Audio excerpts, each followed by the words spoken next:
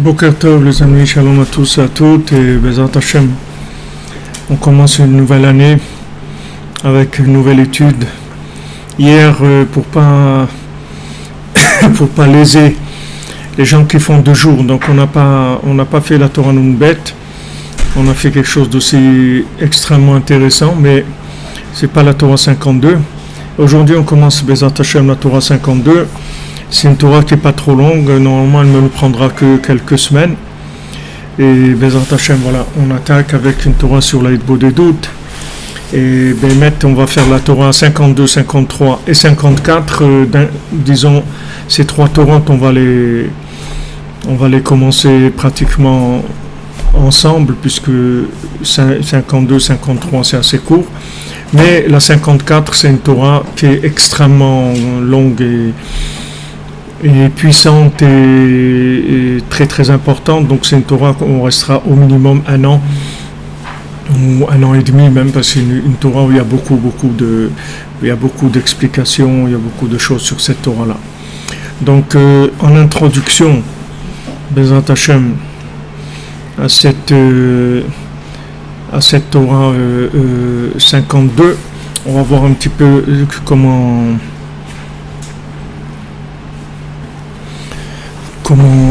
Rabbeinu il a amené cette Torah là, et on fait pour la révolution de Madame Janine Bateglantine qui doit subir une opération vendredi matin, donc on fait le shiur pour sa refoua, Bezrat Hashem, et pour que des bonnes nouvelles pour tout le monde, en sachant que la Torah de Rabbeinu, tous les enseignements de Rabbi Nachman, c'est la Torah qui va agir pour la délivrance du monde et de chacune individuellement, et ensuite pour tout le monde. Alors en introduction d'abord, pour savoir un petit peu cette Torah, comment elle est arrivée, comment elle a atterri, puisque Rabbi Nachman il avait comme principe toujours de nous révéler des choses qui ne sont que en rapport avec la réalité, c'est-à-dire que Rabbi Nachman ne révélait pas des choses qui n'avaient pas eu un contact avec la réalité. C'est-à-dire il ne révélait que des enseignements dans lesquels il y avait eu un appel d'en bas. C'est-à-dire que Rabbi Nachman il enseignait aucune chose qui n'ait pas eu d'abord une référence, un appel, une allusion, quelque chose en bas dans ce monde, qui se passe quelque chose, et à partir du moment où se passe quelque chose qui a un rapport avec cet enseignement, alors là il révélait l'enseignement. Ça c'est la base de tout l'enseignement de Rabbi Nachman. Rabbi Nachman il n'envoyait pas des enseignements comme ça, des idées, des enseignements qui s'adressaient à l'esprit. Il fallait d'abord que dans la matière, dans ce monde, il y ait un mouvement qui fasse référence, qui fasse allusion à cet enseignement. Et ensuite, l'enseignement venait. Même si lui, il avait en stock des enseignements, beaucoup d'enseignements, mais il révélait que ce qui n'était que lorsqu'il y avait un appel d'en bas. Et ça, c'est le respect de la royauté divine, puisque ce monde-là, il s'appelle Malchut, et comme on dit, Dayo, comme la Gemara elle dit, Dayo la Eved liot kerabo. Ça suffit pour le serviteur d'être comme son maître. Comme on dit, on ne peut pas être plus royaliste que le roi. Si le roi il n'en a pas parlé, c'est pas à moi d'en parler. Même si j'ai vu des choses en haut, dans le ciel, dans des mondes supérieurs, là où se trouve Mashiach, là où se trouvent tous les tzadikim, très haut, dans des mondes très très élevés, tant qu'il n'y a pas eu quelque chose qui a bougé dans ce monde en rapport avec cet enseignement, ça veut dire que cet enseignement, c'est pas la volonté divine qui soit révélée. Donc quand Hachem fera un appel à ça, alors à ce moment-là, il y aura l'enseignement. Donc tous les enseignements de Rabbi Nachman, ils sont comme ça. C'est-à-dire qu'il y a eu quelque chose qui s'est passé dans ce monde, et par rapport à cette chose-là, il y a eu l'enseignement. Donc ici, la personne concernée, c'est Rabbi Nathan. Donc on va voir un passage dans Chayei Moharan, dans le Chayei Moharan, en français c'est traduit sous le nom du livre Tzadik, Donc, dans Chayei Moharan, le passage 23, Ma'amar Aneur Balayla Siman Nunbet. Donc, cette Torah, elle s'appelle Aneur Balayla, celui qui est réveillé la nuit. Voilà, c'est le titre de la Torah, celui qui est réveillé la nuit. Ne'emar Beshanat Taksag. Donc, ça a été dit Shanat Taksag, par rapport à où on est maintenant. Donc, on est maintenant à une chet, à une tête ou à une chet, à une tête, donc de Taksag à, donc c'est ça 216 ans. Ça a été dit il y a 1802. En 1802, voilà. Ça a été dit en 1802. Beprinat Ose Devaro, le Shmoa Bekol Devaro. Comme il est écrit dans Tehilim, Ose Devaro, l'Ishmoa Bekol Devaro. On fait quelque chose qui est en rapport avec la parole d'Hachem, et après l'Ishmoa Bekol Devaro. Et là, on va entendre la voix d'Hachem. Tu veux entendre des voix, tu veux entendre la voix d'Hachem. Qu'est-ce que tu fais pour entendre la voix d'Hachem? Qu'est-ce que tu fais dans ta vie qui a un rapport avec ça? Tu as envie de savoir des choses, qu'est-ce qui t'intéresse? C'est quoi? C'est un débat télévisé, c'est des intellos, c'est de la politique, c'est de la philosophie, c'est quoi? Pourquoi tu veux savoir des choses? Si tu veux savoir des choses, la première chose pour respecter la valeur de la connaissance, c'est de commencer à faire quelque chose qui est en rapport avec cette chose-là. Tu as envie de savoir quelque chose, commence par faire quelque chose qui a un rapport avec ce savoir-là. Après, on s'assoit à table et on parle.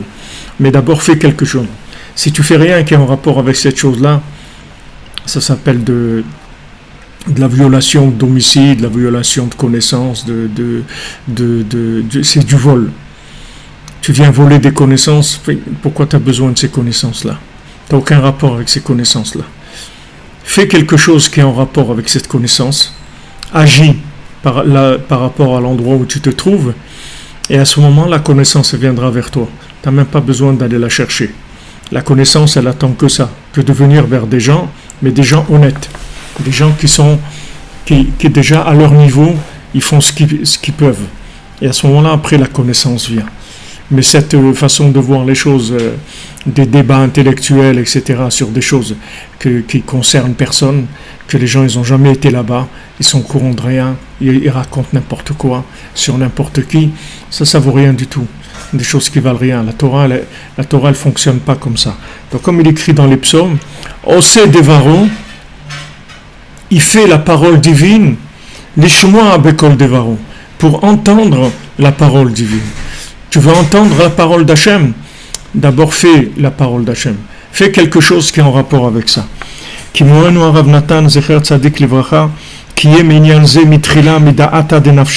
Parce que Rabbi Nathan, il a commencé par faire cette chose-là, c'est-à-dire de l'aïdbo des doutes, de par lui-même. C'est-à-dire c'est venu à lui qu'il a senti le besoin de faire cette chose-là.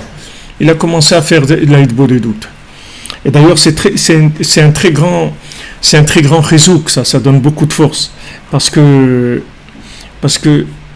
des fois quelqu'un, il dit, il veut changer le monde, d'accord? Il veut changer le monde, il y a beaucoup de gens, ils veulent changer le monde. C'est vrai, ils sont sincères. Ils se disent pourquoi il y a de la souffrance, pourquoi il y a des guerres, pourquoi il y a des trucs. On veut changer le monde. Ok, tu veux changer le monde, commence déjà à changer ce que toi tu peux changer dans ton contexte à toi. Dans ton contexte à toi, tu peux changer des choses. Alors change ces choses-là. Et c'est comme ça que tu vas changer le monde. Parce que si tu commences toi à changer ce que tu peux changer dans tes 2 mètres dans ta périphérie à toi, ça va entraîner une assistance d'en haut qui va venir t'aider à développer cette chose-là. Et même si tu ne le vois pas, il y a une intervention d'en haut qui se fait automatiquement du moment où il y a un appel en bas de progrès. Donc tu veux qu'il y ait plus de pauvreté dans le monde. Alors toi déjà, par rapport à 1 personne ou 2 personnes ou 3 personnes, occupe-toi déjà de les aider à ton niveau. Donc ça c'est le principe de Ose Devaron, le Shmoa Bekol Devaron. Toi, fais ce qui est en ta, comme on dit, dans tes mesures, et ça va changer le monde. C'est ça qui va changer le monde, c'est que toi, tu fasses ce que tu peux à ton niveau. Et si tu fais toi ce que tu peux à ton niveau, tu dois avoir la émouna que ça va changer le monde, c'est-à-dire que ça va faire que Hachem, il va envoyer dans le monde des énergies, tout ce qu'il faut pour faire avancer cette chose-là. Et d'ailleurs, quand j'étais arrivé à Aix-les-Bains et que j'avais rencontré le Rav Besançon, chez Refoua Shlema, Israël Yitzhak Ben Fortuné, alors quand j'avais été complètement ébloui par l'enseignement de Rabbi Nachman, j'étais complètement allumé, mais alors c'était une découverte pour moi, c'était quelque chose d'incroyable d'avoir découvert ça, c'était quelque chose de merveilleux. Alors après j'ai demandé au Rav Besançon, je dis mais ok, mais comment on fait pour changer le monde? Voilà, maintenant il y a ça, t'es tellement extraordinaire. Comment on fait pour le faire savoir au monde, Alors il m'a dit commence par changer toi-même. Commence-toi par changer. Avec ça, tu vas changer le monde. Commence par changer toi-même. Avec ça, tu changeras le monde. Et c'est comme ça que les choses se font. Il y a une personne qui commence quelque part, qui fait quelque chose. Après, il y a une deuxième, après une troisième. Et voilà, ça, c'est... On dit le Gaon de Vilna, il étudiait 23 heures par jour. Et son voisin, il étudiait 22 heures par jour. Et le voisin de son voisin, il étudiait 21 heures par jour. Alors une fois, on lui a dit au Gaon de Vilna, mais pourquoi vous étudiez tellement? Vous pouvez vous reposer un peu. Il dit, si moi j'étudie 22 heures, mon voisin il va étudier 21 heures. Et l'autre voisin qui étudie maintenant 21 heures, il va étudier 20 heures. Et comme ça, quelque part, à Paris, quelqu'un il va transgresser Shabbat. Au bout du maillon, il y a quelqu'un qui va... Imaginez-vous qu'il y a une corde où il y a des gens qui sont accrochés. Ils sont accrochés. Il y a quelqu'un qui est en haut de la falaise, il tient une corde. Et il y a des gens accrochés qui sont dans l'air. Ils s'accrochent sur cette corde. S'il raccourcit la corde, eh bien, le dernier, il va tomber. Tout simplement, c'est tout. Donc chacun il peut changer le monde, chacun il doit changer le monde, chacun il peut changer le monde, mais pas en faisant des grandes choses, en faisant des petites choses. Et vous allez voir que c'est ça l'enseignement que Rabbeinu va donner ici à Rabbi Nathan, et c'est sur ça qu'il va lancer tout le principe de la Hitbodedut. Comment je peux changer le monde? En faisant Hitbodedut, comment je peux changer le monde? Comment, en m'incluant dans l'infini, en fait, je permets à l'infini de résider en bas? Comment, moi, je peux donner l'accès à l'infini dans ce monde? Et si l'infini vient dans ce monde, il change le monde. L'infini, il change le monde. Pourquoi le monde est dans l'obscurité? Parce qu'il n'y a pas assez de lumière, c'est tout. Mais moi, je peux amener de la lumière. Et toi, tu peux amener de la lumière. Et lui, il peut amener de la lumière. Comment? En s'incluant dans l'infini. Quand je m'inclus dans l'infini, ça veut dire j'utilise ma structure terrestre, terrienne, et de cette structure-là, j'en fais une résidence pour l'infini. Et plus cette structure elle va être développée, et plus l'infini va résider dans ce monde. Et si l'infini réside dans ce monde, ça change tout. Ça va me changer à moi, ma famille, mes voisins, mes amis, mes élèves, et voilà, ça va changer. Et de là après, un autre, il va changer, etc. Et le monde comme ça, il va changer entièrement. Donc, Rabbi Nathan, il a commencé à faire la Hitbodedut de par lui-même. Ce jour-là, où Rabbi Nathan, il a commencé à faire Hitbodedut de par lui-même, sans l'appeler Hitbodedut, il ne savait pas ce que c'était. Mais instinctivement, naturellement, il s'est mis à parler avec Hachem. Et il est arrivé ce jour-là chez Rabbeinu.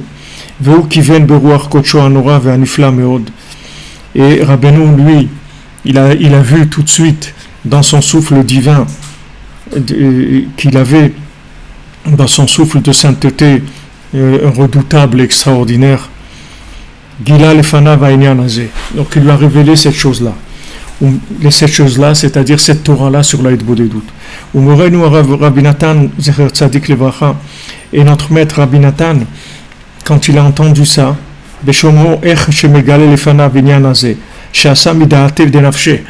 qu'il a entendu que maintenant Rabbeinu lui révèle une Torah, que lui, il a fait cette chose-là de par lui-même. Et pour Hachlema pour Jacqueline, Fia Bat Maïsa. Il a fait de par lui-même. Il a fait cette pratique de par lui-même.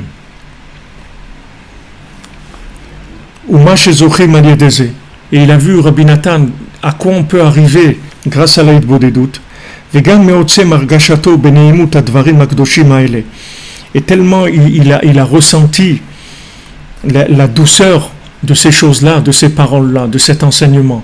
Il a senti que cet enseignement, il était tellement extraordinaire. Il a complètement perdu, il s'est complètement annulé, il s'est enflammé complètement. C'est-à-dire il a perdu tout repère matériel, Rabbi Nathan. Vaïtzahak Bekol, il a commencé à crier, à hurler, Rabbi Nathan. Ve'amar, il a dit, Gewalt Arutzana Bashvakim Barvot. Il a crié Gewalt, c'est-à-dire Gewalt, je ne sais pas comment on traduit en français, c'est un mot pour dire allez, crier. Il a crié, il a dit je vais aller dans les marchés, dans les rues, et je vais crier voilà, Gewalt c'est Mahem Choshvim Menafsham. Qu'est-ce qu'ils sont en train de penser? Où ils ont leur tête? Qu'est-ce qu'ils sont en train de faire? Qu'est-ce qu'ils sont en train de faire? Le monde, qu'est-ce qu'il est en train de faire? Il peut faire Hitbo des doutes. Pourquoi il ne fait pas Hitbo des doutes? Il a commencé, Rabbi Nathan, à hurler. Il est sorti complètement de la norme. Il s'est allumé complètement, Rabbi Nathan.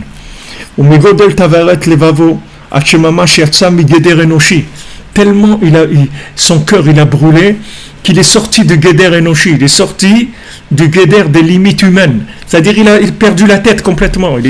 Ça l'a complètement fait sortir d'un comportement normal. Ratsa Behemet la route Velitsokana. Il a voulu aller commencer à courir dans les rues et à hurler. Allez les gars, qu'est-ce que vous faites? Vous faites Hitbo des doutes, allez. Il voulait crier partout, aller crier dans toutes les rues ça. Umiyad Khataf Oto Adonenu Morenu Rabbeinu Zecher Tzadik Levracha.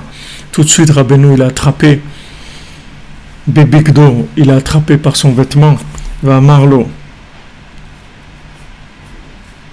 Et Rabbeinu lui a dit Amod, il a dit arrête, tiens-toi tranquille, Kilotif al klal, parce que tu vas rien faire avec ça. Tu vas rien faire. Tu crois que tu vas les crier dans les rues, tu vas faire des choses, tu vas rien faire du tout. Tu vas crier dans les rues, les gens ils vont te prendre pour un fou, et c'est tout. Tu vas rien faire. Ce que tu sens là, tu vas rien faire avec ça. Alors il lui a dit en yiddish, Shteidu, reste là, ves nicht poilen. Tu vas rien réussir à faire avec ça. Tu vas rien arriver à faire à ça. Et après, Rabbeinu lui a donné un seder d'études du Shulchan Aruch et de la Kabbalah, et lui a dit tu vas étudier Shulchan Aruch, tu vas étudier la Kabbalah. Et il lui a rien dit d'autre. Et après, avec ce qu'il a étudié, Rabbi Nathan, il a écrit le Likutei Halachot, et avec le Likutei Halachot, il est arrivé à crier, il est arrivé à crier à toute l'humanité, mais un cri qui s'entend dans le plus profond de l'âme de chacun. Pas un cri de la rue, un cri qui va faire appel à l'âme de chacun, puisque Rabbi Nathan il est arrivé au plus grand yichud, c'est-à-dire la plus grande union qui ait jamais existé dans le monde, c'est le yichud de Halacha et Kabbalah. C'est-à-dire comment unir, comment faire une seule chose des secrets de la Torah et de la Halacha. Des gens qui sont dans les secrets de la Torah, vous allez en trouver. Des kabbalistes, vous allez trouver. Même des Kabbalah Center, même des yeshivot de Mekoubalim, des gens qui vont d'après la Kabbalah, vous allez trouver. Des gens qui sont dans la Halacha, très dans la Halacha, qui vont d'après les règles strictes de la Halacha, vous allez trouver. Mais la fusion des deux, le Likutei Halachot, ça vous allez jamais trouver, ça n'existe pas. La Halacha kabbalistique, ça n'existe pas. Il y a du Shulchan Aruch, du Harizal, que le Harizal il a dit, mais c'est des halachot que le Harizal il a dit. C'est des halachot. Il a dit des halachot d'après la Kabbalah, mais c'est des halachot. Quand le Harizal il parlait d'halacha, mais des halachot qui sont connectés à la Kabbalah, ça n'existe pas. Quand Rabbi Nathan il vous parle d'une halacha de Shabbat ou de Tzitzit ou de Tzedaka ou de Maaser ou de Shomrim ou de Yom Tov, il vous parle de la halacha, c'est-à-dire du côté d'action dans ce monde, du côté concret, et que ce côté concret il soit complètement baigné et parfumé et inspiré par la Kabbalah, ça n'existe pas. C'est quelque chose qui n'a jamais existé. Donc Rabbeinu, il a pris Rabbi Nathan et il l'a mis dans ce chemin-là. Il lui a dit, tu vas aller étudier la halacha et la Kabbalah. C'est ce qu'il a fait Rabbi Nathan. Et ensuite, il a écrit le Likutei Halachot, qui est en fait une fusion du Likutei Moharan avec la halacha. Le Likutei Moharan, ça inclut tous les secrets de la Torah, ça inclut toute la Torah entière. Et il a fusionné avec la notion de la halacha, c'est-à-dire il a fait descendre ses enseignements dans des choses concrètes et pratiques. C'est pour ça que nous, on est là aujourd'hui. S'il n'y avait pas ça, on n'aurait jamais pu être là aujourd'hui.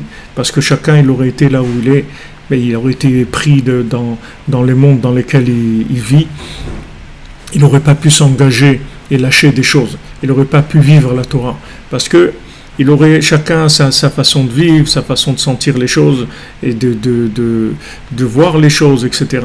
Donc il faut un enseignement, que cet enseignement-là, il inclut en même temps les aspirations et les rêves de la personne et en même temps ses capacités concrètes dans ce qu'il peut faire. Les deux en même temps. En même temps, normalement les gens, ils imitent vos rêves par rapport à vos capacités. Ils disent voilà tes capacités, voilà ce que tu as le droit de rêver. Tu ne peux pas rêver autre chose. Tu mesures 1m20, tu ne vas pas jouer au basket. Tu peux jouer au boule si tu veux, à la pétanque, tu vas à Marseille, tu vas au boulevard Sakakini, tu vas jouer la pétanque. Mais tu peux pas faire basketteur. Rabbi Nathan, il a amené dans le monde un enseignement qui te permet en même temps d'être toi-même, sans te dénaturer, sans être un fou, être normal, comme tu es avec ta configuration basique, comme tu es, en même temps, tu es connecté aux rêves les plus élevés qui est. En même temps, ces deux choses-là. Ça, c'est Rabbi Nathan qui l'a fait. Et ça, c'est la chose la plus grande qui ait jamais existé, puisque ça s'appelle Yichud de Rachel et Léa, ça s'appelle le Shalom entre Esav et Ishmaël. Ce sont des choses qui sont extrêmement élevées. Extrêmement élevés, ce sont des tikkunim qui sont extrêmement élevés, des réparations qui sont extrêmement élevées. Vous allez sentir, vous allez voir comment les enseignements de Rabbeinu peuvent réparer le monde. Comment ils peuvent réparer le monde, comment c'est la solution du monde. Parce que ça unit les choses qui sont obligées de se séparer pour être eux-mêmes, normalement. Dans le monde, quand les gens ils veulent être eux-mêmes, ils sont obligés de se séparer de ce qui n'est pas eux-mêmes. Rabbi Nathan, il a amené un enseignement que tu peux être toi-même et tu peux être béchalom avec tout le monde et tu peux être connecté aux choses les plus grandes en étant un homme simple. Comme tu es, c'est tout. Avec ton intelligence, avec tes capacités, avec ce que tu es. Tu peux être connecté aux choses les plus élevées. Ça, c'est le yichud que Rabbi Nathan il a eu grâce à Rabbeinu, que Rabbeinu lui a donné accès à cette chose-là. Donc quand il a voulu aller courir, quand il a senti quelque chose, il a dit, je vais aller courir, je vais faire. Rabbeinu l'a attrapé, il lui a dit, tu ne vas rien faire. Reste tranquille. Reste tranquille, tu ne vas rien faire. Tu ne vas rien faire du tout. Et après, il lui a donné une méthode. Il lui a dit, voilà comment tu vas faire. Ça va prendre plus de temps. Ce n'est pas demain matin que tu vas aller crier dans la rue. Mais tu vas crier, tu vas pousser un cri qui va aller jusqu'après la résurrection des morts. Ce cri-là continuera à être dans le monde. Il lui a donné une méthode, comment arriver à crier de façon équilibrée, qui a en même temps le haut et le bas, alors que le monde était déchiré. Le monde était déchiré. Rachel s'est déchirée avec Léa. Yaakov, il est déchiré avec Esav. Esav, il veut le tuer. Il dit pourquoi? Parce que tu m'as pris ma femme, c'est Léa. Tu tu m'as pris la connexion, tu m'as pris la connexion. Esav, il devait avoir de la connexion. Esav, il devait avoir de la connexion. Esav, ça devait être David Ameller, il devait avoir de la connexion. Mais comme dans le moment où il est venu, on ne pouvait pas le connecter par rapport à ce qu'il cherchait. Il était trop désespéré, trop découragé. Il pensait que la mort, que ce monde-là, c'est la mort, on va mourir. Donc, qu'est-ce qu'on peut faire pour s'amuser le temps en attendant la mort? C'est la seule chose qu'il arrivait à voir. Donc, il voulait consommer à outrance, il voulait de l'aide, il voulait une bénédiction pour ça. Il voulait de l'aide d'en haut pour ça. Rivka, elle a dit à Yaakov, tu vas aller prendre les bénédictions de ton frère Esav. Tu vas lui prendre les bénédictions. Parce qu'il ne peut pas avoir la bénédiction. On ne peut pas assister quelqu'un qui n'a pas l'intention du tout d'être connecté au monde supérieur. On ne va pas lui donner de bénédiction, on va tout lui enlever. On va le laisser tout seul, c'est tout. On va le laisser tout seul. Il va faire des châteaux de paille. Et après, ça va tout s'écrouler. Tout va s'écrouler. Comme Rachid dit, il va sortir une étincelle de la maison de Yosef. Elle va brûler toute la maison de Esav. Parce que la maison d'Esav, elle est en paille. Elle n'est pas vraie. Pourquoi elle n'est pas vraie? Parce qu'elle n'est pas connectée au monde supérieur. Elle est inconnectable. Qu'est-ce qui a fait tout ça? C'est Rivka, c'est les pleurs de Léa. Léa, c'était la femme, l'épouse officielle de Esav. Elle ne voulait pas. Je veux pas alimenter spirituellement un homme comme ça. Un homme qui ne veut pas chercher à se connecter à Dieu. Je ne veux pas être son épouse. Je ne veux pas l'alimenter. Léa, elle représente tous les secrets de la Torah. Elle dit un homme que Esav, normalement, ça aurait dû être un spécialiste de la halakha. Esav, il aurait dû être le spécialiste de la halakha, ça aurait été un grand spécialiste dans les halakhot, dans la façon de faire, parce que c'est un spécialiste de l'action. Mais son action, elle n'avait comme but que la consommation, le plaisir, etc. Donc Léa, elle a dit, je veux pas, je t'en prie Hachem, je veux pas. Et elle a eu le mérite de devenir l'épouse de Yaakov. Mais elle devait être l'épouse de Esav. Elle est devenue l'épouse de Yaakov. Donc quand elle est devenue l'épouse de Yaakov, Esav, il est mort, c'est fini. Il n'a plus rien. Rien. Il n'a pas d'épouse, il n'a rien. Qu'est-ce qu'il a? Il n'a pas d'épouse, il plane complètement. C'est tout. Vous voyez, dans la société aujourd'hui occidentale, qui est-ce qui veut se marier? Les gens qui se marient, c'est ringard, c'est des trucs. C'est de te marier, c'est des trucs des vieux d'aller se marier. On ne se marie pas. On s'amuse le temps qu'on s'amuse et tout. Ça veut dire se marier. Il n'y a pas des trucs comme ça. Marier, c'est pas des choses qui se font aujourd'hui. C'est pas des choses qui sont à la mode. Le mariage, c'est des trucs. Le divorce, c'est à la mode, mais pas le mariage. Le divorce, c'est quelque chose qui est à la mode. Mariage, c'est des taris qui se marient. C'est pas. Pourquoi te marier? Te marier pourquoi? Un jour ta femme elle va t'énerver, tu vas commencer à souffrir et tout. Tu te maries pas, comme ça le jour où elle t'énerve, tu t'en vas, c'est tout. Tu vas chercher une autre, c'est tout.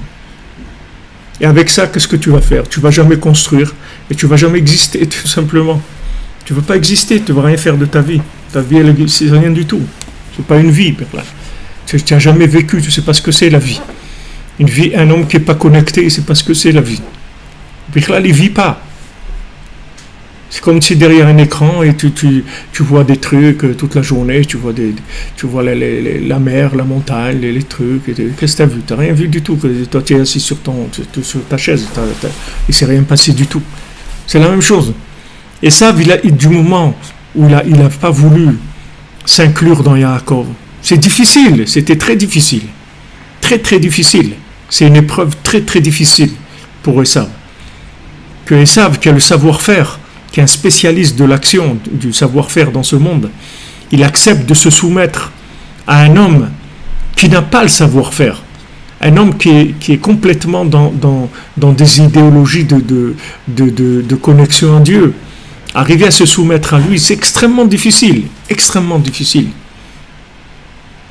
Extrêmement difficile. Il faut le comprendre. Il a le savoir-faire, il peut se débrouiller tout seul. Pourquoi il va aller se connecter avec Yaakov? Pourquoi il va aller travailler pour Yaakov? Devenir les mains de Yaakov? Il préfère devenir ses mains à lui, c'est tout. Va se dire. Mais il n'a pas compris que s'il ne devient pas les mains de Yaakov, ses mains vont servir à rien. Il ne va rien faire avec ses mains. Il va faire des bêtises. Donc il a perdu la connexion, avec Hachem. Il a perdu Léa, il a perdu la connexion avec Hachem. Et ça a entraîné tout ce qu'on vit, tout ce qu'il y a aujourd'hui, c'est parce que il y a eu cette différence entre Rachel et Léa. Cette différence entre les deux.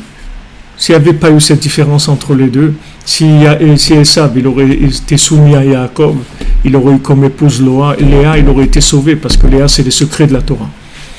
Léa ça s'appelle Amal Deit Kassia, le monde caché, c'est tous les secrets de la Torah. Elle avait tous les secrets de la Torah en elle, Léa. Et Léa c'est la prière, elle a tous les secrets de la Torah. Seulement, elle ne peut pas donner des secrets de la Torah à un bonhomme qui cherche pas à se connecter à Dieu, qui ne cherche pas à avoir des actions qui sont en accord avec Dieu. Donc, elle a lâché, elle a pleuré jusqu'à qu'elle a lâché. Elle a pleuré jusqu'à qu'elle a lâché. Elle a pleuré. Et avec ses pleurs, elle a obtenu que le premier enfant des Shvatim, c'était son fils à elle, Léa. Alors que ça devait être Rachel.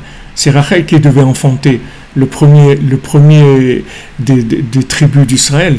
C'était de droit, c'était à Rachel, parce que Rachel, ça représente la révélation dans ce monde. Normalement, c'était à elle que ça devait lui venir.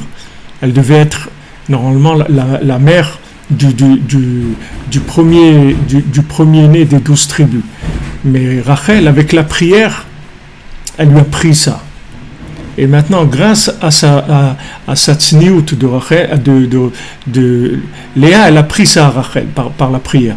Maintenant, Rachel, grâce à sa tsniout, grâce à sa pudeur, elle a récupéré, c'est pour ça que c'est écrit Eleteldot Yaakov, Yosef. Qu'est-ce que c'est la descendance de Yaakov? C'est Yosef. Yosef, il est devenu le Bechor officiel des 12 tribus. C'est pour ça qu'il a reçu 2 parts. Il a reçu plus que les autres. Il a reçu Shrem, il a reçu comme cadeau. Et Yosef, parce que Yosef, c'est le premier-né qui est officiel. Alors, c'est-à-dire, naturellement, ça a été chez Léa, mais ça a été récupéré par Rachel, parce que normalement, ça appartenait à Rachel. Alors, toutes ces inversions, ces remises en place des choses, tout ça vient parce que les gens, ils se mettent pas à leur place. Si chacun, là où il est, il fait ce qu'il a à faire par rapport à l'endroit où il est, honnêtement, sincèrement, ce qu'il peut faire là où il est, automatiquement il rentre dans un tout, dans une chaîne. Alors Rabbi Nathan, il est venu amener dans le monde ce yichoud là. Il a fait ce yichoud là.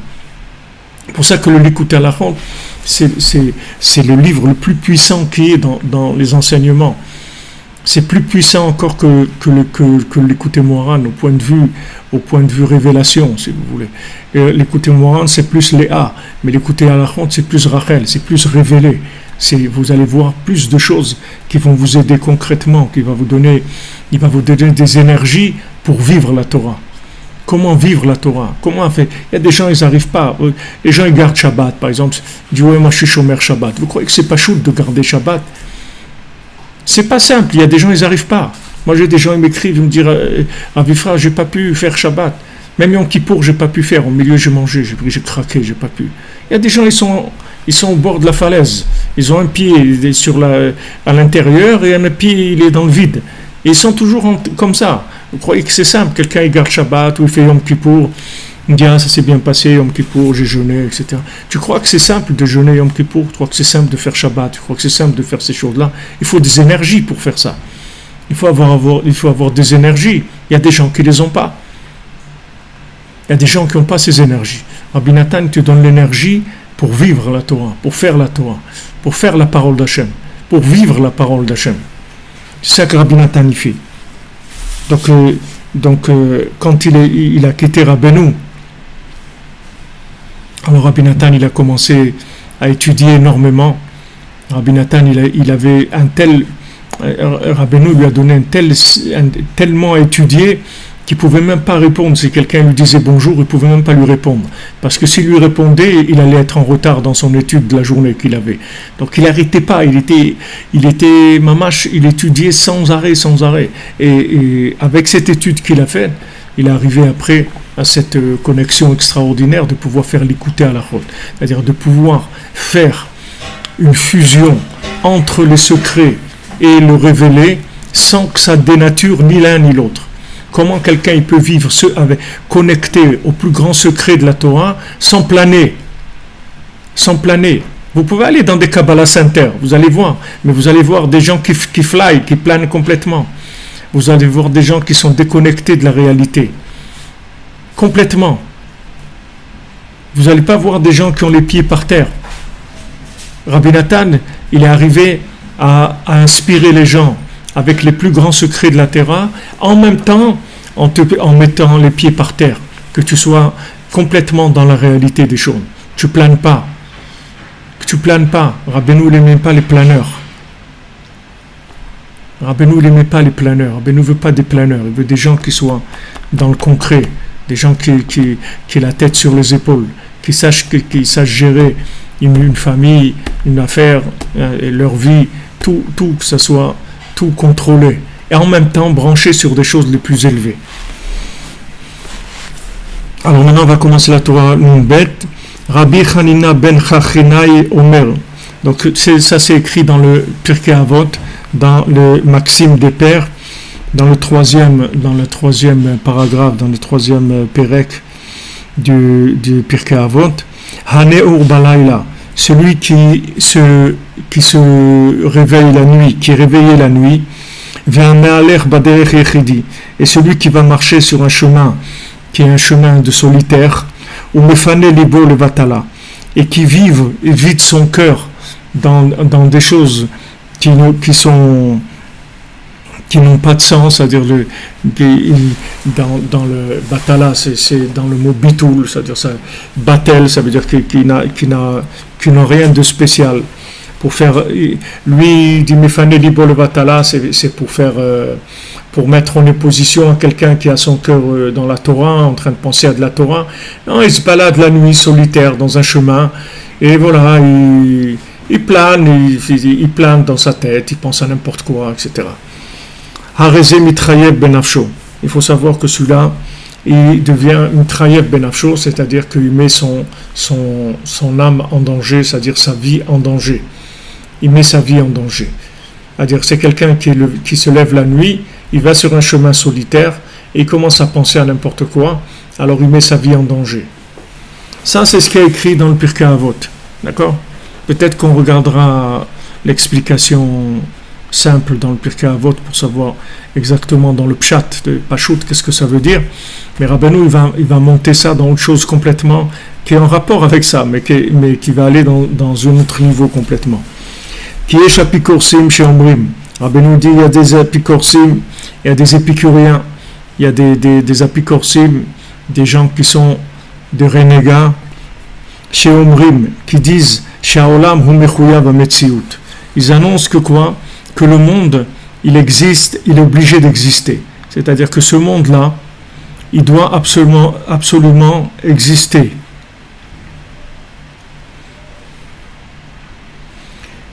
Refouach lema pour Dvorah Léa Batrana. D'accord? Il y a des gens qui disent que ce monde-là, en fait, Hachem, il est obligé de le maintenir. Il a créé, il est obligé de le maintenir. Il y a des idées comme ça. Mais on n'est pas là-dedans aujourd'hui parce que malheureusement, le niveau des gens aujourd'hui, de la philosophie, ça plane pas tellement haut. C'est-à-dire que les philosophes qu'il y a aujourd'hui, c'est des gens qui touchent même pas des notions comme ça. Mais dans la philosophie, si vous montez dans les philosophies plus avant, vous allez voir ces notions-là. Est-ce que Hachem, il est obligé de maintenir le monde ou pas? Hachem, il a créé le monde, d'accord? Est-ce qu'il est obligé de le maintenir ou non? Alors eux, ils disent qu'il est obligé de le maintenir.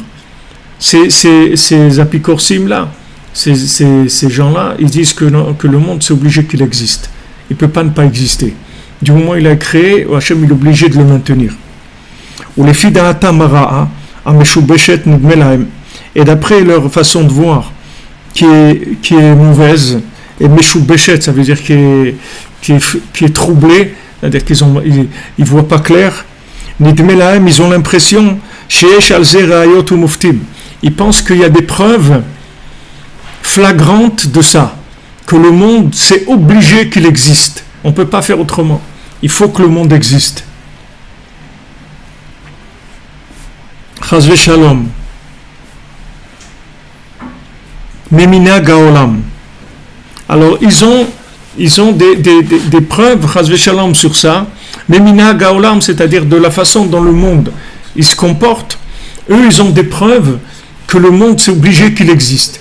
Ils vont amener des preuves du fait de choses qui se passent dans ce monde et dire voilà, puisque maintenant il y a ça, il y a telle chose qui est dans ce monde, donc voilà, ça c'est la preuve que ce monde il est obligé d'exister. C'est-à-dire qu'Hachem il ne peut pas ramener le monde dans sa pensée, dans le néant et faire disparaître ce monde. Il n'a pas ce choix-là. Il est obligé de maintenir ce monde. Et ça c'est faux complètement. Mais eux, ces philosophes-là, eux, ils pensent comme ça, et ils ont des preuves dans leur imagination, ils ont des preuves par rapport à ce qui se passe dans le monde, que oui. Alors Rabbeinu, il va nous expliquer d'où vient leur erreur, d'où vient le fait qu'ils pensent ça, alors que c'est pas vrai. Behemet, c'est pas vrai. Behemet les amito, c'est vrai. Behemet, c'est pas vrai. C'est-à-dire que Behemet, ce monde-là, c'est pas obligé qu'il existe. Hachem, il peut le faire disparaître. Comme il l'a créé, il le ramène en arrière. Il n'y a aucun problème. Mais plus maintenant. Maintenant, il ne peut plus faire ça. Mais Rabbeinu a expliqué pourquoi il ne peut plus faire ça. Mais ce n'est pas les raisons pour lesquelles eux, ils pensent que c'est comme ça. Eux, ils se trompent par rapport à d'autres choses qu'eux, ils ne savent pas. Mais Behemet, que la Hevel d'Ivsepiem, que des vapeurs, elles prennent leur bouche, c'est-à-dire que c'est une expression pour dire que leur bouche elle dit des bêtises. Qui Behemet haolam umlo'o ou efshari hametziut, parce que Behemet, ce monde, avec tout ce qu'il y a dedans, il n'est que efshari hametziut, c'est-à-dire il peut exister comme ne pas exister. Kirak Hashem idbar levad ou mechuyav hametziut, parce qu'il n'y a que Hashem qui est obligé d'exister, c'est tout. C'est le seul qui a une existence absolue. Tout le reste c'est relatif, ça peut exister ou ne pas exister. Il y a une seule existence absolue, c'est Hashem, c'est tout. Il n'y a pas d'autre existence absolue dans le monde. Tout ce qu'il y a dans ce monde est relatif. Comme on dit que nul est indispensable, il y a des gens qui croient qu'ils sont indispensables. Ils croient que s'ils s'en vont, le monde va s'arrêter. Ils sont tous partis, le monde il a continué. Il n'y a personne qui est indispensable ici. Il n'y a que Hachem, c'est tout. Personne n'est indispensable. Mais tout le monde, avec tout ce qu'il y a dedans, tout le monde, pas que ce monde où on est nous, même les mondes supérieurs, jusqu'à arriver au monde de l'émanation, tous ces mondes-là, tout le monde des anges, les mondes tous ces univers-là entiers, c'est tous des mondes qui sont relatifs, qui peuvent exister ou ne pas exister. Parce qu'Akadosh Baruch Hu, il a créé tout ça de rien. Avant ça, il n'y avait rien. Ce n'est pas un développement de quelque chose. Il n'y a pas eu de développement. Il n'y avait rien et il y a eu ces choses-là.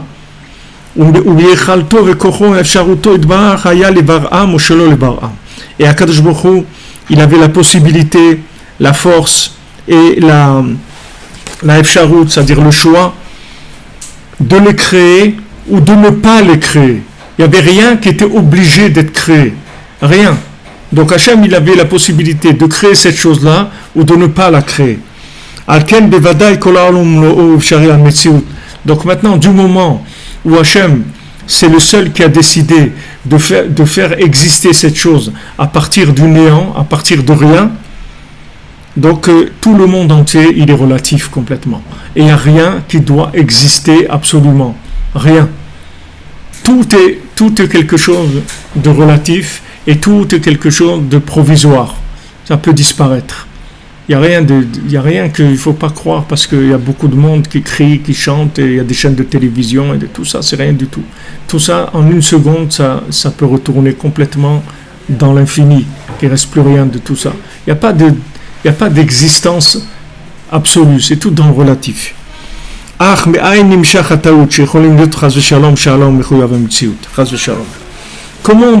D'où vient cette erreur qu'on peut imaginer que ce monde-là, c'est obligé qu'il existe.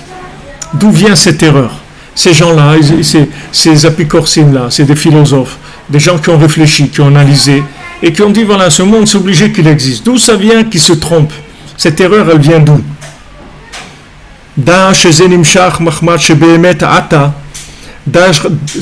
Sache que ça vient parce qu'aujourd'hui, c'est-à-dire maintenant, après ce qui s'est passé dans ce monde, que les âmes de juives, elles ont été déjà elles ont été Netzalot, ça vient du mot Atzilut, ça vient de émanation, c'est-à-dire elles ont été émanées et elles ont été Nimshechu, elles ont été amenées dans ce monde. Elles ont été amenées dans ce monde. Pourquoi ces deux notions-là? Parce qu'il y a une notion d'émanation et il y a une notion d'amshacha, c'est-à-dire de faire descendre dans ce monde. Comme si vous prenez un bébé, un fœtus. Quand il y a un bébé, alors on ne sait pas, tant que le bébé il n'est pas né, on ne sait pas si ça va être un bébé ou pas. Il peut y avoir un fœtus et Kachas V'Shalom, il reste un fœtus, il va jamais devenir un bébé. Alors pendant 40 jours, la Gemara dit, on ne sait pas si c'est un garçon ou une fille. Il y a 40 jours pendant lesquels ça peut changer. Après 40 jours, ça y est, c'est ou un garçon ou une fille, et comme ça avance. Et petit à petit, il grandit, jusqu'à qu'après ça devient un bébé, il naît, il est vivant, il est barré, il est en bonne santé, etc. Mais tant qu'il est au niveau fœtus, il peut encore retourner dans rien. C'est-à-dire ne pas arriver au bout de ce pourquoi il a été créé. Donc les Neshamot Israël, elles ont un état premier d'émanation, et elles auraient pu rester à l'état d'émanation, c'est-à-dire sans venir dans ce monde, mais elles auraient existé quand même, mais pas dans ce monde. Elles seraient restées dans des mondes supérieurs sans venir dans ce monde. Mais Hachem, il les a d'abord émanés, et après il les a fait descendre. L'Amshich, il les a fait descendre dans ce monde. Mais elles auraient pu ne pas descendre dans ce monde. Mais ces deux étapes qui sont importantes, parce que s'il y avait eu que la première étape, ça aurait été possible encore de retourner dans le néant. Mais avec la deuxième étape, on va voir que le monde, alors il est obligé d'exister maintenant. Parce qu'il y a eu cette deuxième étape qui s'est faite, que les Neshamot, elles sont venues dans ce monde. Maintenant, c'est sûr que le monde, il doit absolument exister. Et le monde ne peut pas retourner dans le néant. C'est-à-dire que l'affaire est lancée et on doit aller à la réparation. Le monde, il va être réparé. C'est impossible que le monde soit détruit. Le monde, il sera réparé. Donc déjà, toutes ces théories là que vous voyez, les trucs, l'apocalypse, tout ça, vous pouvez jeter tout ça à la poubelle, ça n'existe pas. Ce monde-là, il va arriver au terminus et il va être réparé entièrement et il va être magnifique et tout va être extraordinaire. Tout va être réparé de façon extraordinaire, tout va être beau, tout va être magnifique, tout va être des merveilles. Et même Adam Arishon, avec tout ce qu'il a fait dans le monde, comme bêtise avec ce qu'il a fait, le monde il va être encore mieux que s'il n'avait pas fauté. Donc tout le monde, il ne va que vers quelque chose de plus en plus extraordinaire. Comme Rabbeinu l'a dit, Akadosh Baruch Hu, il fait du monde qu'il est Sheiner and Sheiner. Ce monde-là, il est de mieux en mieux. On n'est pas dans une galère, on n'est pas du tout dans une galère. Ne croyez pas qu'on est dans une galère, c'est pas une galère du tout. Ça a l'air d'une galère, mais c'est pas une galère, c'est une croisière. C'est pas une galère. Il n'y a pas de galère dans ce monde. Ça a l'air comme ça. Il faut continuer, c'est tout. Ki kol haolam u'lomo hakol lo nivra ela bishvil Israël ki yadoua. Il faut savoir que tout ce monde, avec tout ce qu'il y a dans ce monde, ça a été créé pour Israël, pour Yaakov, pour Israël. Et après, tout va être pris en main par Israël pour transmettre la parole divine au monde. C'est-à-dire Israël, ils ont été chargés de transmettre la parole divine au monde. C'est ça le but du Ham Israël. Donc Hachem, il a donné au Ham Israël une façon d'être, une façon de vivre pour pouvoir transmettre la notion de l'infini à tout ce qui existe sur terre. Israël moshlim ba'olam, et les Israël, ils sont moshel dans le olam, c'est-à-dire qu'ils ont le pouvoir, ils ont du pouvoir dans le monde, ils ont le pouvoir dans le monde. Le pouvoir de quoi? C'est pas le pouvoir de faire de l'argent, c'est le pouvoir de transmettre la conscience d'Hachem. Comme il a dit Hitler et Marchemont, pourquoi il voulait tuer les Juifs? Parce qu'il dit c'est la conscience du monde. C'est-à-dire tant qu'il y a des Juifs, il y a la conscience de l'existence d'Hachem sur terre. C'est eux qui représentent la conscience de l'existence d'Hachem. Donc c'est ça qui le dérangeait. Parce que lui, c'est un coureur de Amalek, lui voulait éliminer la conscience d'Hachem. Il veut que les gens, ils pensent que ce monde-là, comme il est, quand on le voit comme ça, il est comme ça, c'est tout, il n'y a rien d'autre. Il n'y a que de la matière et des échanges au niveau de la matière, c'est tout, il n'y a rien d'autre. Donc lui, il voulait miner cette conscience-là d'un autre monde, de l'infini. Donc, à qui il s'est attaqué? Il s'est attaqué à Israël. Pourquoi il ne s'est pas attaqué à d'autres peuples? Parce que Israël, c'est ceux qui représentent la conscience d'Hachem de façon parfaite. Après, il y a d'autres aussi qui amènent la conscience d'Hachem. Mais la conscience d'Hachem de façon parfaite, c'est le Ham Israël qui a reçu cette mission-là, ce travail à faire. Valken bevadai ata achar shenetzlu nevreu nishamot Israël. Donc maintenant que les âmes juives ont émané et ont été créées, Nivreu Mamash. Avant, vous voyez, il avait dit, il avait lu Netzalu Venimshechu. Maintenant, il dit Netzalu Venivreu. C'est-à-dire, elles ont été créées physiquement, c'est-à-dire, elles sont là.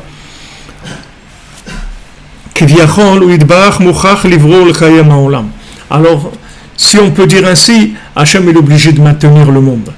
Du moment où il a amené sur terre les âmes juives pour transmettre sa conscience, ça fait que le monde entier est obligé d'exister maintenant.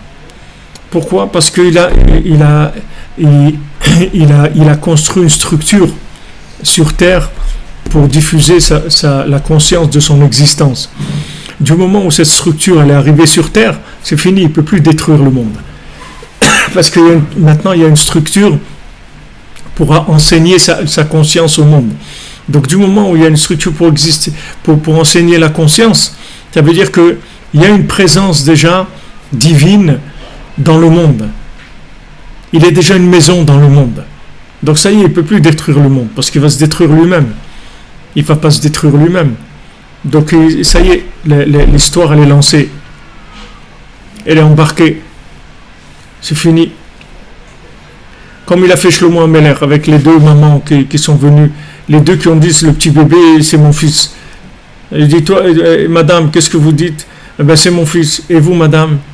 Eh bien moi aussi c'est mon fils. Alors comment on va faire? Toi tu dis que c'est ton fils, toi tu dis que c'est ton fils. Mais il y en a une des deux qui ment. Ah, c'est le fils de qui? Dites la vérité. Il dit non c'est mon fils. Il dit et toi c'est mon fils. Ok, pas de problème. Puisqu'il n'y a pas, on ne peut rien faire. Alors on va partager, c'est tout. Amenez le bébé, on va le couper en deux, c'est tout. On vous donne la moitié chacune, puisqu'on n'a pas d'autre. Alors la maman, elle dit non, donnez-lui le bébé, ça va. Ne le coupez pas, donnez-lui le bébé. Alors Shlomo Ameler, il dit, donnez-lui à elle le bébé, c'est son fils. Si l'autre, elle est capable d'accepter qu'on coupe le bébé en deux, ça veut dire que c'est pas sa maman. Et maman, elle préfère que le bébé il vive, même s'il n'est pas chez elle. Même s'il va se priver de son affection, de tout, mais elle va pas le laisser mourir. Tandis que l'autre, comme c'est pas son fils, elle n'a pas cet amour-là. Donc elle dit ok, on coupe en deux. Parce que qu'est-ce qu'elle voulait? Elle était jalouse, elle voulait pas que le bébé vive. Elle était jalouse de l'autre. Donc comme ça, Shlomo Ameler, il a tranché. Donc ça, c'est la même chose. C'est-à-dire que maintenant, du moment où Hachem, il a amené une structure dans le monde d'âmes dans lesquelles il va faire passer son message et qui vont conscientiser le monde sur l'existence d'Hachem, ça rend le monde maintenant indestructible. Il ne peut plus détruire le monde. Il ne peut plus détruire, c'est son bébé Hachem. C'est le bébé d'Hachem, le monde. Ça y est, il a commencé à vivre en révélation de sa conscience. Donc ça y est, il peut plus disparaître. Si maintenant il n'y avait rien, c'était que le décor, pas de problème, ça peut retourner dans l'infini. On peut tout détruire, parce que c'est qu'un décor. Mais du moment où il y a eu maintenant une structure pour révéler sa conscience, c'est autre chose, complètement.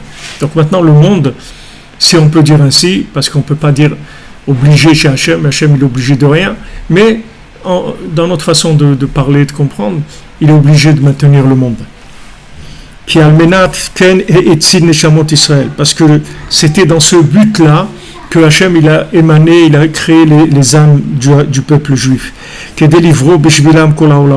Pour créer pour eux tous ces mondes-là, c'est-à-dire pour qu'ils aient la possibilité de révéler la conscience divine dans tous ces mondes-là. Ach nishmot Israël be'atzmam, shekesheret salu, ayuam be'atzmam, im kol ha'olamot loim bahem, akol haya efshar mitziut.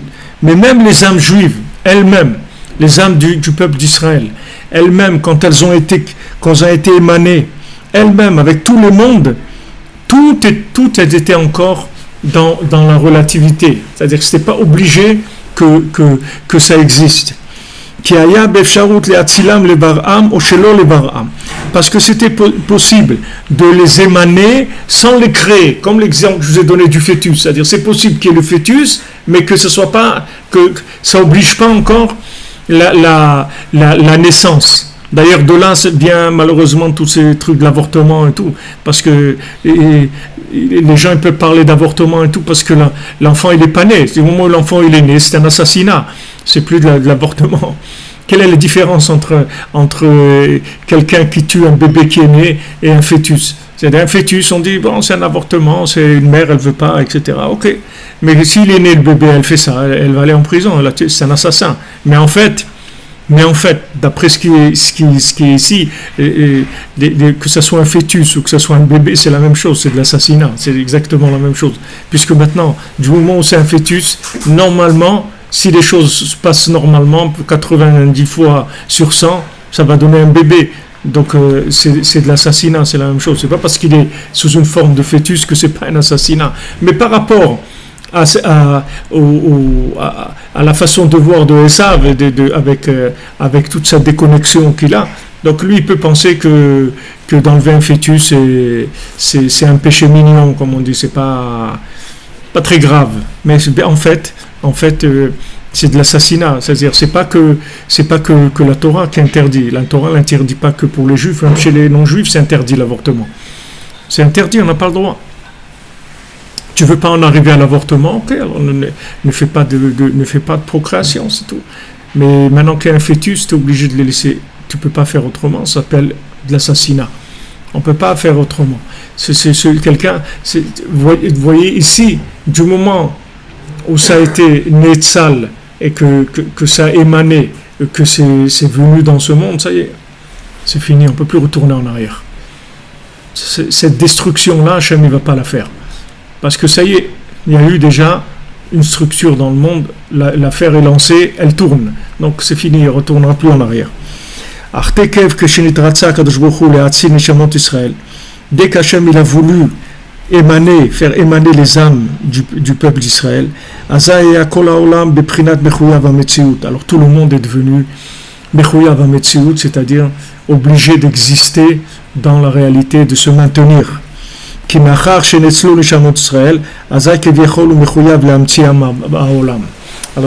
du moment, puisque maintenant, il y a eu ces âmes qui ont été créées, donc maintenant, Hachem il est obligé de créer le monde et de le maintenir aussi.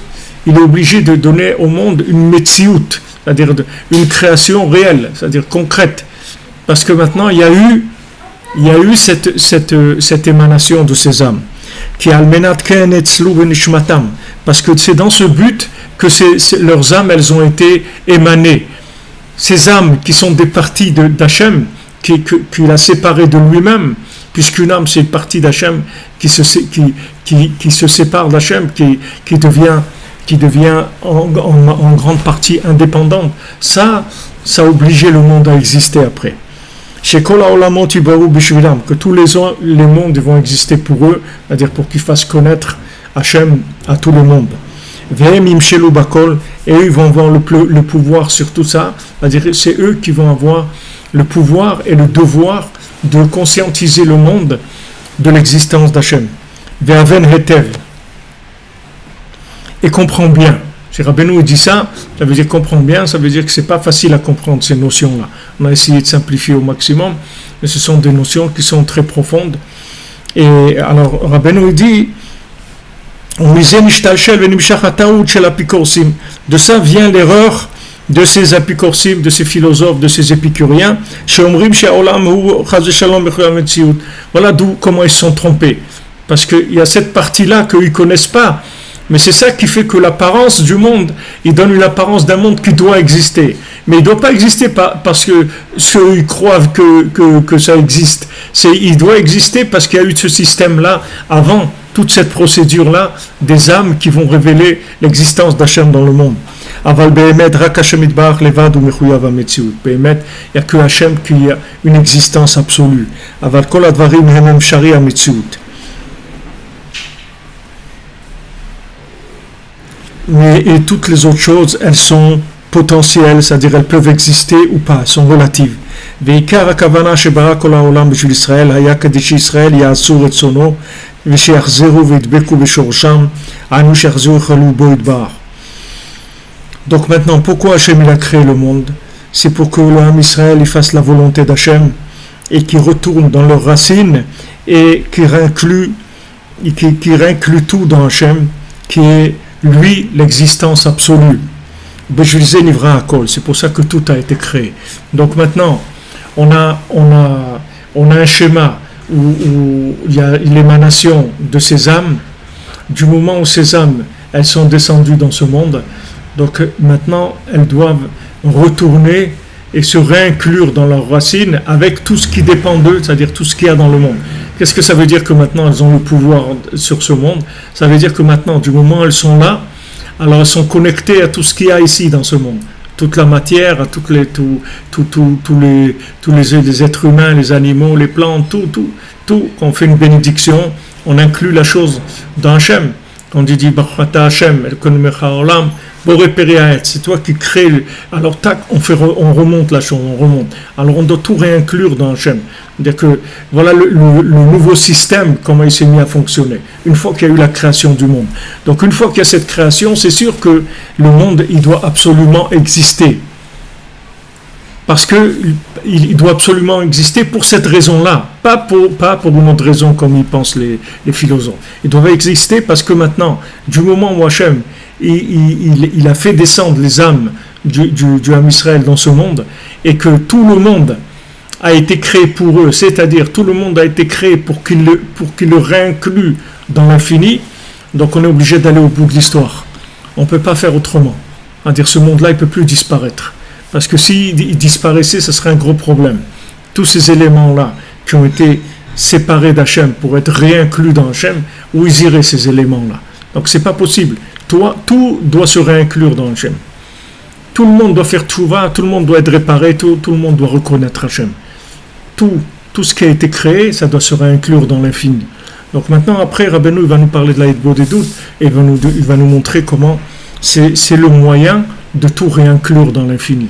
C'est-à-dire avec la parole dans Hachem, Rabbeinu va montrer comment la parole, c'est une façon de soumettre, de se soumettre à Hachem, c'est-à-dire de se réinclure dans Hachem et automatiquement de réparer tout ce qui dépend de nous, qui est attaché à nous, de le réinclure dans l'infini. Alors, Bezrat Hachem, ça on continuera demain. Bezrat Hachem, Mishurato. Hatzlacha, les amis, bonne journée, que de bonnes nouvelles pour tout le monde.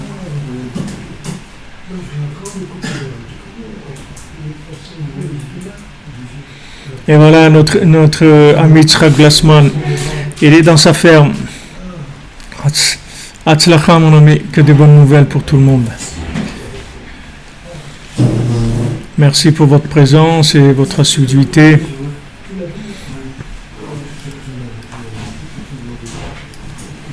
Merci pour votre soutien et pour vos commentaires. Baruch Hashem, Ashrenu. Merci pour tout.